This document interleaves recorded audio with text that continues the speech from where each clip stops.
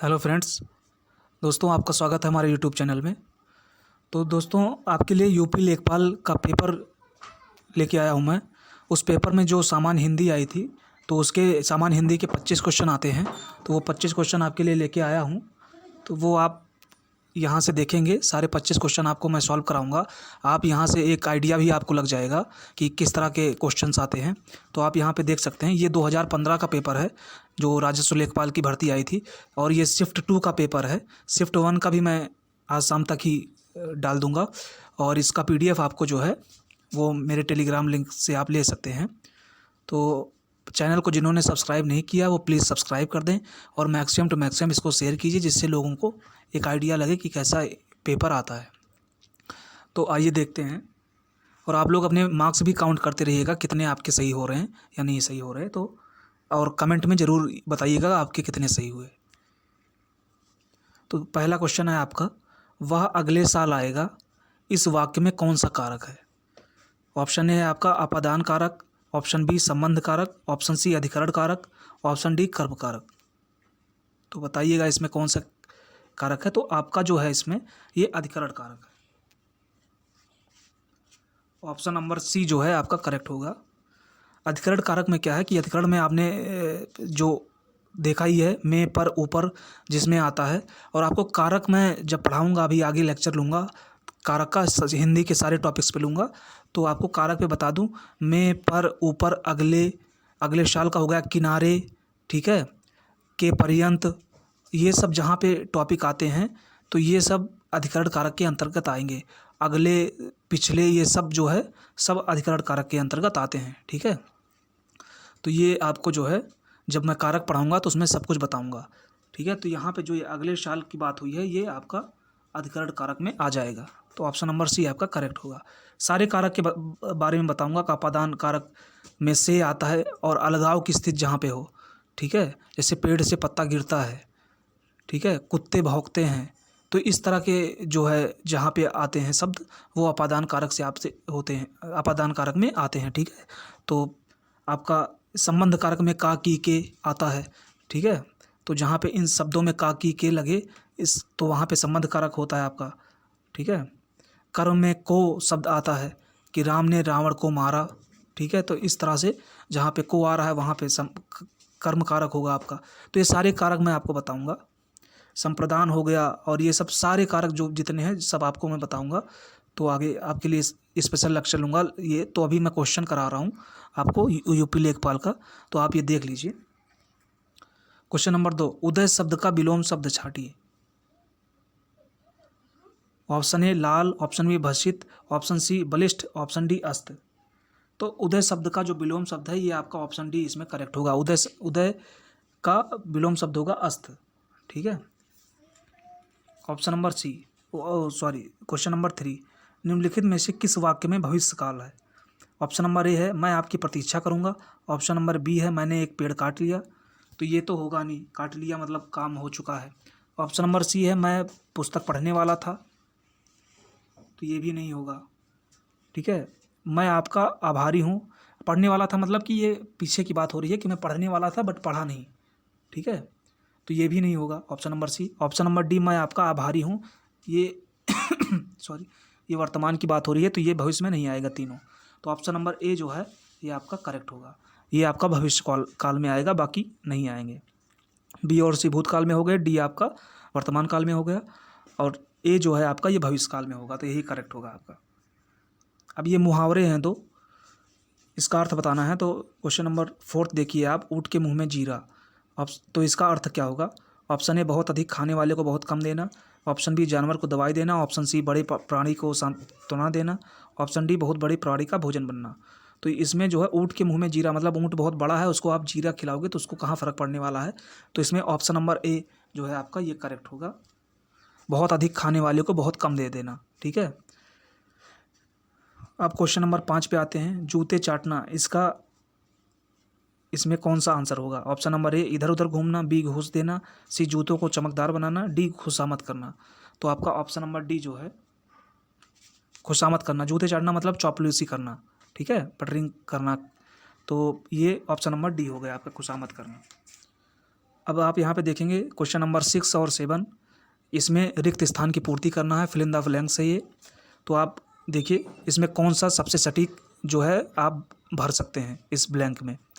माता जी को, option A आशीर्वाद, बी शुभाकांक्षा, सी प्रणाम, डी स्नेह। तो कौन सा सही होगा? अब माता जी को आशीर्वाद तो आप दोगे नहीं, माता जी के को शुभाकांक्षा तो दोगे नहीं, ये आशीर्वाद का सेम ही तात्पर्य निकल रहा है। माता जी को स्नेह ये कोई शब्द में नहीं आता, तो माता जी को प्रणाम सबसे सटीक। इसमें क्या देखते हैं ना कि जो सबसे सटीक बैठ रहा हो, ठीक है, वही यहाँ पे फिल इन द ब्लैंक्स में भरेंगे, जो कहने में भी लगे कि हाँ बैठ रहा है और जो जिस शब्द का कोई अर्थ भी निकले, ठीक है। तो यहाँ पे प्रणाम शब्द आएगा, माता जी को प्रणाम। ऑप्शन नंबर सी सही होगा। ऑप्शन क्वेश्चन 7 देखिए आप, ऐसा व्यक्ति जिसके आने का दिन, ये दिन होगा, जिसके आने का दिन और समय पहले से निश्चित नहीं होता, तो उसको क्या बोलते हैं? ऑप्शन नंबर ए अभ्यागत, बी गणमान्य, सी अतिथि, या डी असामयिक। तो उसको ऑप्शन नंबर सी यहाँ पे सही है, अतिथि बोलते हैं, जिसकी तिथि निश्चित ना हो, ना आने की तिथि निश्चित हो, मतलब कोई भी समय उसका निश्चित नहीं होता कब आएगा, तो उसको अतिथि बोलते हैं। ऑप्शन नंबर सी यहाँ पे राइट होगा, ठीक है। ये वाक्यांशों के लिए एक शब्द के जैसा है आया हुआ, तो यहाँ पे ऑप्शन नंबर सी करेक्ट होगा। क्वेश्चन नंबर 8, स्वच्छ शब्द का पर्यायवाची शब्द बताइए। ऑप्शन नंबर ए पंकिला, बी नीरज, सी नीरद, डी निर्मल। ये बिल्कुल वही क्वेश्चन आए हुए हैं जो यूपी लेखपाल राजस्व लेखपाल 2015 में आए थे शिफ्ट 2 में। आप पेपर से भी मिला लेंगे, वही सेम क्वेश्चन है आपको, आप देख लीजिए कैसा लेवल आया हुआ है। तो इस हिसाब से आपके हिंदी में तो एक भी क्वेश्चन नहीं छूटने चाहिए। और मैं जो भी सिलेबस में आपके उनका लेक्चर भी लूँगा आगे, बस जल्दी से 2-3 दिनों में ही मैं शुरुआत कर दूँगा, और मुश्किल से वो 6-7 दिनों में आपके सारे लेक्चर ख़त्म भी हो जाएंगे। सिलेबस ज़्यादा बड़ा नहीं है हिंदी का, तो इसलिए आप लोग निश्चिंत रहिए, आप उसको पढ़ के जाएंगे, उसमें से एक भी क्वेश्चन आपका हिंदी में से नहीं छूटेगा, ये वादा है मेरा। तो आइए देखते हैं इसमें कौन सा सही होगा। तो इसमें आपका ऑप्शन नंबर डी सही होगा, निर्मल जो है वो स्वच्छ का पर्यायवाची है। सॉरी। अब आप देखिए यहाँ पे निर्देश है, प्रश्न संख्या 9 और 10 के वाक्यों में से कुछ में त्रुटियां हैं। त्रुटि वाले वाक्य जिस भाग में त्रुटियां हैं उसके अनुरूप अक्षर ए बी सी वाले गोले को काला करें। यदि वाक्य में कोई त्रुटि ना हो तो डी वाले गोले को पूरी तरह से काला करें। तो इसमें देखिए कौन सा त्रुटि है इस वाक्य में। मुझे कल 2 किलो लीची खरीदने हैं, कोई त्रुटि नहीं। तो ऑप्शन ए है मुझे कल, इसमें त्रुटि है। ऑप्शन बी 2 किलो, इसमें त्रुटि है। ऑप्शन सी लीची खरीदने हैं, इसमें त्रुटि है। या ऑप्शन डी कोई त्रुटि नहीं है। तो आपको बताना है। तो आप यहाँ पे देख सकते हैं मुझे कल, इसमें कोई त्रुटि नहीं है। ऑप्शन बी में कोई त्रुटि नहीं है। ऑप्शन सी लीची खरीदने हैं में त्रुटि है, ठीक है। यहाँ पे बहुवचन आ रहा है जबकि बहुवचन नहीं आना चाहिए। मुझे कल 2 किलो लीची खरीदना है ऐसा आना चाहिए, क्योंकि एक ही आदमी की बात हो रही है यहाँ पे, तो इसलिए कभी भी यहाँ पे बहुवचन नहीं आएगा, ठीक है। क्वेश्चन नंबर 10, अपने अपने किताबें बस्ते में डाल लो या कोई त्रुटि नहीं। तो इसमें किस में त्रुटि है आप बताएंगे। अपने अपने किताबों में बस्ते में या डाल लो, या ऑप्शन डी कोई त्रुटि नहीं। तो इसमें जो है ऑप्शन नंबर ए जो है आपका ये होगा, अपने अपने किताबें नहीं होता है, अपनी किताबें होता है, ठीक है। तो ये वर्ड को इन्होंने रिपीट किया है, और अपने अपने नहीं होगा, अपनी किताबें बस्ते में डाल लो, यही कहना था इसमें। तो इसमें अपने अपने ऑप्शन नंबर ए में जो है इसी में त्रुटि है। निर्देश है, प्रश्न संख्या 11 और 12 में अनेकार्थी शब्द दिए गए हैं। एक अर्थ के साथ ही लिखा है, दूसरा अर्थ बताइए। ये अनेकार्थी शब्द है, मतलब एक ही शब्द के कई अर्थ इसमें जो है, एक अर्थ आपको बताया गया है और दूसरा अर्थ आपको ऑप्शन में से देख के बताना है कि उसका दूसरा अर्थ क्या होगा। तो प्रमत्त मतलब स्वेच्छाचारी होता है। अब इसमें से प्रमत्त का दूसरा अर्थ क्या होगा। ऑप्शन ए उन्मत्त, ऑप्शन बी प्रपीड़ित, ऑप्शन सी परितप्त, ऑप्शन डी उत्कृष्टम। तो इसमें जो आपका ऑप्शन ए है ये इसका दूसरा अर्थ होगा। प्रमत्त का मतलब उन्मत्त होता है, या जिसको स्वेच्छाचारी भी कह सकते हैं, ठीक है। तो इसके 2 अर्थ, एक अर्थ आपको स्वेच्छाचारी दिया है, दूसरा अर्थ आपको ऑप्शन से चुनना है। तो ये अनेकार्थी शब्द का होगा। ऑप्शन क्वेश्चन नंबर 12 इसी में से, कनक का धतूरा एक अर्थ दिया हुआ है, दूसरा अर्थ आपको इस ऑप्शन से खोजना है। तो ऑप्शन नंबर ए प्रसाद, ऑप्शन नंबर बी कसौटी, ऑप्शन नंबर सी आभूषण, ऑप्शन नंबर डी सोना। तो आप जानते हैं कि कनक कनक तिसौगनी ये वाला आपने बहुत ही पढ़ा होगा यमक अलंकार में। तो एक कनक का अर्थ होता है धतूरा, दूसरे कनक का अर्थ होता है सोना। ठीक है, तो इसमें ऑप्शन नंबर डी सही है आपका। तो पहला अर्थ इसने धतूरा दे रखा है, दूसरा अर्थ आपको ऑप्शन में से खोजना है, तो वो हुआ सोना, ऑप्शन नंबर डी। 13 रीति अनुसार शब्द का संधि विच्छेद क्या होगा? ऑप्शन नंबर ए रीति प्लस अनुस्वार, बी रीत प्लस अनुस्वार, सी रीतु प्लस अनुस्वार, डी रीत प्लस अनुस्वार। तो इसमें आप बताइए रीत अनुस्वार का संधि विच्छेद क्या होगा? तो ये ऑप्शन नंबर ए रीति प्लस अनुस्वार। क्योंकि देखिए जो भी संधि विच्छेद हम करते हैं तो जो दो शब्दों से मिलके ये हमारा पूरा एक शब्द बनता है रीति अनुसार। तो जो दो शब्द विच्छेद होके जिनसे बनता है उन शब्दों का भी तो अपना कोई अर्थ निकलना चाहिए। तो अब रीत का कोई अर्थ नहीं निकल रहा है, रीतु का कोई अर्थ नहीं निकल रहा है, रीत का कोई अर्थ नहीं निकला, रीति का ही अर्थ निकलता है। हम कहते हैं ना रीति रिवाज, तो जो रीति है ना वो भी दोनों का अर्थ निकलना चाहिए जिनसे मिलके एक संपूर्ण शब्द बनता है। ठीक है, तो ये जरूर आप ध्यान रखिए, कभी भी संधि विच्छेद करते हैं आप तो दोनों का अर्थ निकलना चाहिए। तो रीति प्लस अनुस्वार ऑप्शन नंबर ए, ये भी आपको पढ़ाऊंगा मैं संधि विच्छेद सार, मतलब जो भी सिलेबस में है सब सारे चैप्टर अलग अलग से एक एक चैप्टर पे लूँगा और पूरा विस्तृत में लूँगा। बस सारी क्लास पूरी डिटेल्स में होगी कि जिससे आप सिर्फ वही क्लास पढ़ के जाएँ तो आपका 25 में से एक भी क्वेश्चन नहीं छूटेगा। ये इतना भरोसा रखिए मुझ पर और सपोर्ट कीजिए अपना। ठीक है, मैं क्लास जल्द ही लेके आऊँगा। अब देखिए यहाँ पर निर्देश है प्रश्न संख्या 14 और 15 में लिखित वाक्यों में से शुद्ध वाक्य का चयन कीजिए। इसमें आपको शुद्ध वाक्य का चयन करना है। तो आप देखिए क्वेश्चन नंबर 14 में ऑप्शन नंबर ए वह एक महिला विद्वान थी, ऑप्शन नंबर बी वह एक विदुषी महिला थी, ऑप्शन नंबर सी एक विदुषी महिला थी वह, ऑप्शन नंबर डी वह एक विद्वान महिला थी। सबसे पहले आप ये जान लीजिए कि विद्वान जो शब्द होता है ये पुरुष के लिए यूज किया जाता है, महिला के लिए विद्वान का जो स्त्रीलिंग है वो विदुषी शब्द होता है। सॉरी। तो option number A option number D ये दोनों वैसे ही कट गए क्योंकि महिला के साथ विद्वान लगेगा ही नहीं। विद्वान जो है ये पुल्लिंग शब्द है और स्त्रीलिंग शब्द जो आपका विदुषी होता है विद्वान का। और ऑप्शन नंबर सी में आप देखते हैं एक विदुषी महिला थी, वो ये कोई सेंटेंस का अरेंजमेंट होता ही नहीं है इस तरह से। तो ऑप्शन नंबर बी आपका जो है ये बिल्कुल सही होगा। ठीक है, वह एक विदुषी महिला थी। ऑप्शन एलिमिनेट करना सीखिए, कई बार आप देखेंगे तो ऑप्शन से ही आपको आंसर मिलेगा। ठीक है, तो ऑप्शन एलिमिनेशन भी एक मेथड होता है, वो भी मैं आपको बताऊंगा, वो पेपर देने एग्ज़ाम के पहले बताऊंगा, तो इसलिए वो आपके माइंड में रहेगा। सेम आप 15 देखिए क्वेश्चन नंबर 15 ए वह प्रमाण सहित अपनी बात बताएगा, वह सा प्रमाण के साथ अपनी बात बताएगा, एक प्रमाण के सहित अपनी बात बताएगा, डी वह सा प्रमाण सहित अपनी बात बताएगा।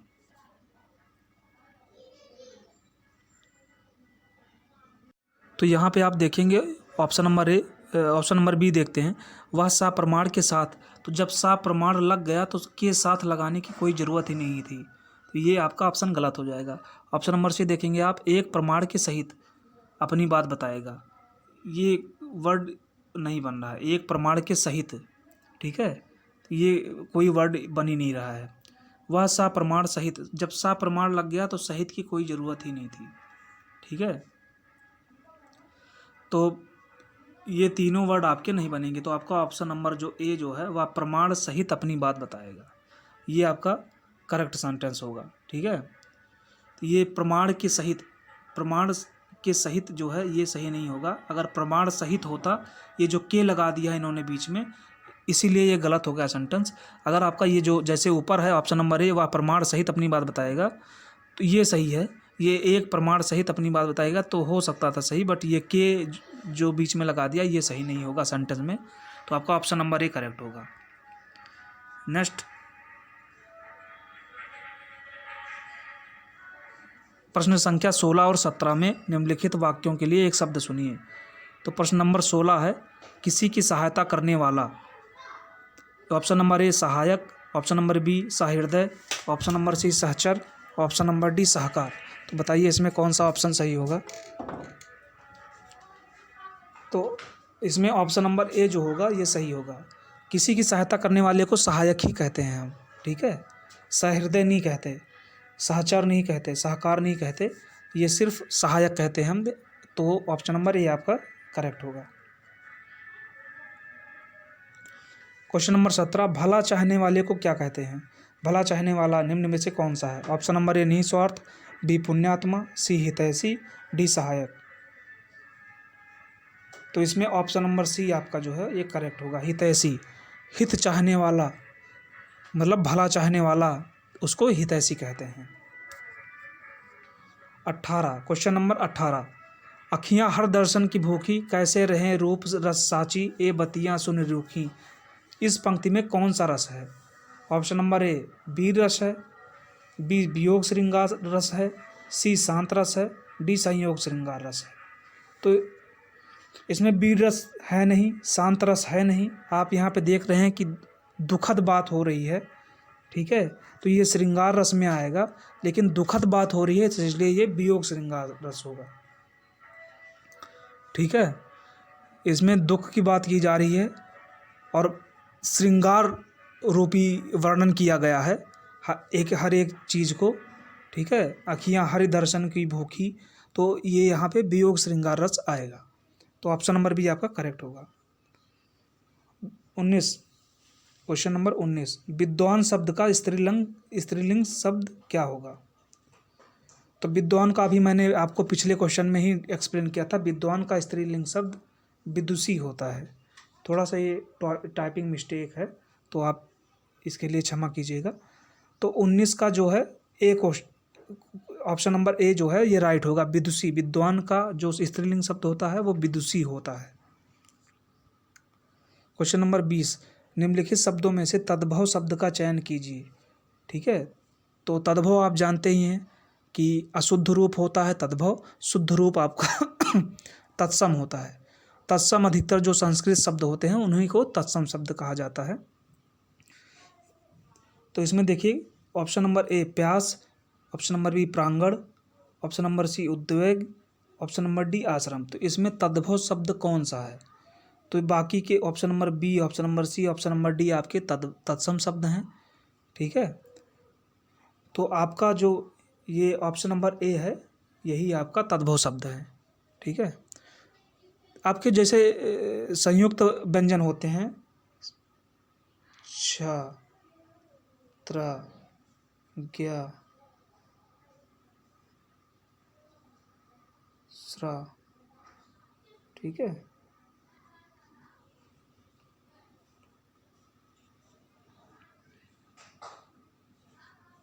संयुक्त व्यंजन आप देखेंगे ये 4 तरीके के होते हैं। तो आपको मैं एक ये बता रहा हूँ तत्सम शब्द, जिसमें ये चारों शब्द आएंगे संयुक्त, वो आपका तत्सम शब्द अधिकतर 99% चांस यही देखे जाते हैं कि आपके तत्सम शब्द में ही आते हैं, ठीक है। तो ऐसे ऐसे कई ट्रिक हैं तत्सम और तद्भव पहचानने की, तो वो मैं आपको बताऊंगा आगे जब मैं चैप्टर पढ़ाऊंगा, तो आप वहाँ पे देख सकते हैं। तो इसमें ऑप्शन नंबर के ए जो है वो करेक्ट है। और क्वेश्चन नंबर 21, काली घटा का घमंड घटा, इस पंक्ति में कौन सा अलंकार है? ऑप्शन नंबर ए यमक, ऑप्शन नंबर बी उपमा, ऑप्शन नंबर सी उत्प्रेक्षा, ऑप्शन नंबर डी रूपक। तो काली घटा का घमंड घटा, तो इसमें आप देख सकते हैं कि घटा शब्द जो है ये 2 बार आ रहा है। एक घटा का अर्थ हो गया बादल और एक घटा का अर्थ हो गया कम होना, ठीक है। तो यहाँ घटा शब्द का 2 अलग अलग अर्थ निकल रहा है और 2 बार आ रहा है घटा, तो यहाँ पे आपका यमक अलंकार होगा। ऑप्शन नंबर ए करेक्ट होगा, ठीक है। यमक अलंकार में जो एक शब्द की पुनरावृत्ति होती है और अर्थ उसके अलग अलग होते हैं, तो वहाँ पे यमक अलंकार होता है, ठीक है। क्वेश्चन नंबर 22, चाकू शब्द का बहुवचन क्या होगा? तो जब अब मैं आपको एक वचन और बहुवचन पढ़ाऊंगा तो बहुवचन की एक पूरी लिस्ट आपको बताऊंगा जो बहुवचन में बिल्कुल सेम होते हैं, जिनका एक वचन और बहुवचन दोनों सेम ही होता है। तो उसमें आपके जैसे जो रिश्ते हो जाते हैं मामा दादी दादा, ये सब एक वचन में भी सेम होते हैं, बहुवचन भी इनका सेम ही होता है। ये एक वचन में भी मामा कहेंगे और बहुवचन में भी मामा कहेंगे, ठीक है, मामो नहीं होगा कभी भी। तो ऐसे से कई सारे शब्द हैं जो एक वचन और बहुवचन दोनों में बराबर होते हैं। जैसे आपका एक चाकू हो गया, चाकू शब्द का बहुवचन आपका ऑप्शन नंबर डी सही होगा, चाकू का बहुवचन चाकू ही होगा। तो ऐसे एक शब्दों की लिस्ट है जो मैं आपको बता दूंगा, उसको बस एक नज़र से आपको देख के जाना है, ठीक है, एग्जाम में। तो जब ये पढ़ाऊंगा तो मैं आपको बताऊंगा। क्वेश्चन नंबर 23, त्रिवेणी शब्द में कौन सा समास है? ऑप्शन नंबर ए कर्मधारय, ऑप्शन नंबर बी बहुब्रीहि, ऑप्शन नंबर सी द्विगु, ऑप्शन नंबर डी द्वंद्व। तो आप यहाँ पे देख सकते हैं कौन सा समास होगा। तो जो जिसमें संख्या आ जाती है आगे, ठीक है, वो जिसमें जो संख्या आ जाती है वो आपका द्विगु समास के अंतर्गत आता है, ये आप सब जानते हैं, ठीक है। द्वंद्व समास में आपका योजक चिन्ह आएगा। बहुब्रीहि में आप जानते हैं कि किसी तीसरे को हम डिनोट करते हैं, ठीक है, जैसे सॉरी, जैसे ये पीताम्बर हो गया, ठीक है, श्वेताम्बर हो गया। तो ये सब जो है जो तीसरे को डिनोट करते हैं, श्वेत वस्त्र धारण करने वाला, पीताम्बर हो गया पीला वस्त्र धारण करने वाले, ठीक है। तो इस तरह से जो भी जो तीसरे को डिनोट करते हैं तो वो आपके बहुब्रीहि में आते हैं। जलज, जल में जन्मा हुआ कौन कमल। तो इस तरह से जो है जो भी आता है आपका तीसरा तो वो बहुब्रीहि में आता है। यहाँ आपका द्विगु का, द्विगु में जो है आपका नंबर्स आएगा, ठीक है, आगे। तो जैसे नंबर्स आने का मतलब है कि त्रिवेणी हो गया, ठीक है, या पंजाब हो गया जहाँ 5 नदियों का समूह होता है। इस तरह से जो भी ये नंबर आएगा, नवरात्र हो गया, आगे 9 आ रहा है, जिसमें नंबर आ जाए, तिरंगा हो गया, तो ये सब जो है आपका द्विगु में आएगा। बट कुछ क्या है कि द्विगु में बहुत सारे ऐसे हैं और कर्मधारय में जो कि आपके बहुब्रीहि में भी आते हैं, ठीक है, जो स्पेशल होते हैं वो मैं आपको सारे लिखाऊंगा कि स्पेशल कौन कौन से हैं, वो जब आपको समास पढ़ाऊंगा तो, ठीक है। तो अभी इसका आंसर ऑप्शन नंबर सी है। क्वेश्चन नंबर 24, कई सारे अपवाद होते हैं समास में, ठीक है, तो वो भी मैं आपको लिखवाऊंगा। सबसे ज़्यादा बहुब्रीहि में आपके साथ बहुत सारे अपवाद हैं, जैसे पतझड़ हो गया, तिरंगा हो गया। तो इन सबको क्यों बहुब्रीहि में रखा जाता है? क्योंकि ये स्पेशल केसेज हैं, ये किसी स्पेशल चीज़ को डिनोट करते हैं, ठीक है। वो स्पेशल ऋतु को डिनोट करता है, वो हमारे देश को डिनोट करता है, इसलिए इसको बहुब्रीहि में रखा जाता है। तो ये मैं आपको जब पढ़ाऊँगा तो उसमें सारे अपवाद भी लिखाऊँगा, ठीक है। क्वेश्चन नंबर 24 है, निम्नलिखित विकल्पों में से तत्सम शब्द का चयन कीजिए। तत्सम कौन सा है? तभी आपको तद्भव आपने चयन किया था जिसमें प्याज को चुना था। इसमें ऑप्शन नंबर ए तीखा, ऑप्शन नंबर बी अटारी, ऑप्शन नंबर सी निकृष्ट, ऑप्शन नंबर डी गहरा। तो आप इसमें देखेंगे कि तीखा जो है ये तद्भव शब्द है सीधे, ठीक है, तीक्ष्ण होगा इसका तत्सम। अटारी शब्द भी आपका जो है इसका अट्टालिका होता है, तो ये भी नहीं होगा, ठीक है, इसका तत्सम वो होता है। गहरा जो है ये भी नहीं होगा आपका। ऑप्शन नंबर से निकृष्ट जो है, देखिए अब मैं आपको एक और ट्रिक बताता हूँ, जिसमें ये री वाला ये रा लगता है वो तत्सम शब्द ही माने जाते हैं अधिकतर 90% केसेज में, ठीक है। री जिसमें आ जाए वो आपके री जो है, चूँकि ये संस्कृत शब्द में अधिकतर यूज होता है, ऋषि में हो गया, ठीक है। तो जहाँ पे री वाला रा लगता है ये नीचे वाला, तो जैसे कृपण, ठीक है, जहाँ पे ये वाला रा लगेगा या री आ जाएगा वो 90% केसेज में वही होते हैं। 90 क्या, लगभग 99 आप मान सकते हो कि तत्सम शब्द होते हैं। तो इसी तरह की ट्रिक्स मैं आपको बताऊंगा, ठीक है। कुछ भी आपको दिमाग पे जोर डाल के नहीं पढ़ना है, सब ट्रिक्स से मैं बताऊंगा, सब अपने आप याद होता चला जाएगा, बस एक बार आपको लेक्चर देखना रहेगा। जहाँ पे ये वाले षटकोण वाला सा यूज होता है ना, वो भी तत्सम में ही आता है अधिकतर, ठीक है, आप देखेंगे, ठीक है। तो ये जहाँ पे ये वाला सा यूज होता है ये भी आता है। तो मैं आपको आगे बताऊंगा, एक पूरी लिस्ट है इसकी। तो आइए देखते हैं क्वेश्चन नंबर 25, क्योंकि वीडियो बहुत लंबा हो जाएगा। क्वेश्चन नंबर 25 है, निम्नलिखित वाक्य में मोटे छपे शब्द की शुद्ध वर्तनी कौन सी है? अत्यधिक व्यस्तता से जीवन में व्यस्तता आ जाती है, तो इसमें शुद्ध वर्तनी बतानी है। अब इसमें छपा नहीं है तो ये मैं अंडरलाइन कर दे रहा हूँ, इसको आपको बताना है कि अत्यधिक की शुद्ध वर्तनी क्या है। ऑप्शन नंबर ए अत्यधिक, बी अत्याधिक, ये तो बिल्कुल नहीं है, गलत है।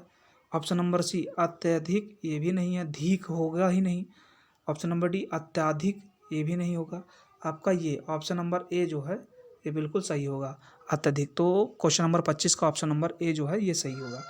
तो ये एक वर्तनी है, इसकी भी पूरी लिस्ट आपको मैं दूंगा, तो आप लोग जो है इसको मैक्सिमम टू मैक्सिमम शेयर कीजिए, लाइक कीजिए प्लीज़, और इस वीडियो को जितना हो सके उतना शेयर कीजिए लोगों के पास, सबको एक आइडिया लगे। और प्लीज़ सब्सक्राइब कीजिए, हमारे चैनल को सपोर्ट कीजिए। मैं जल्दी से ही हिंदी का पूरा लेक्चर लाऊंगा, ग्रामीण प्रवेश का लाऊंगा, ये दोनों पैरेलल में चलेंगे, ठीक है। उसके बाद हो सकेगा तो मैं मैथ का भी लेके आऊँगा, जैसा आप लोग कमेंट करेंगे। तो कमेंट में आप बताइएगा कितने किसके सही हुए और कौन से टॉपिक पे वीडियो बनानी है। आप कहेंगे तो ग्रामीण परिवेश के पहले बनाऊँगा, और नहीं तो हिंदी और ग्रामीण परिवेश साथ ही में लेके चलूँगा। तो कमेंट में बताइएगा। Thank you.